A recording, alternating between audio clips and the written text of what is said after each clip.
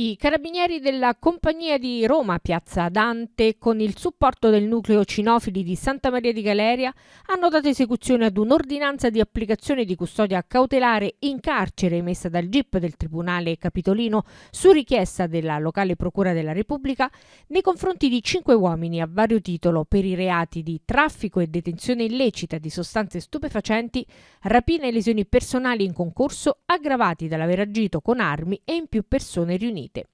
L'indagine ha permesso di raccogliere gravi indizi di colpevolezza in merito all'esistenza di un sistema di vendita di droga del tipo cocaina e crack che avveniva dietro la ricezione di ordinativi via telefono, spesso attraverso i messaggi WhatsApp, nel tentativo di eludere con più efficacia le possibili intercettazioni da parte delle forze di polizia e che appariva simile alla prassi commerciale del delivery utilizzata per l'acquisto e la consegna di beni tramite corrieri.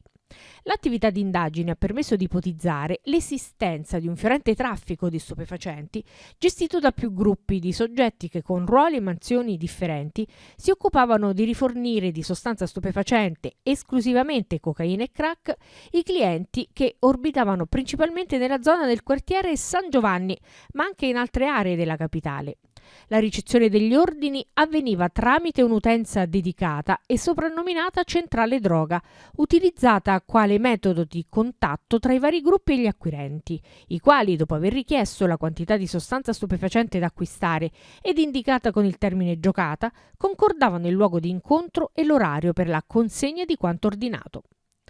Nel corso dell'attività di indagine i carabinieri sono riusciti anche a ricostruire una rapina violenta commessa il 12 marzo del 2024 dai 5 destinatari del provvedimento cautelare ai danni di 2 cittadini italiani accusati di aver sottratto una fornitura di droga. I carabinieri, durante le investigazioni, hanno arrestato 8 persone in flagranza di reato e sequestrato centinaia di dosi di cocaina e crack.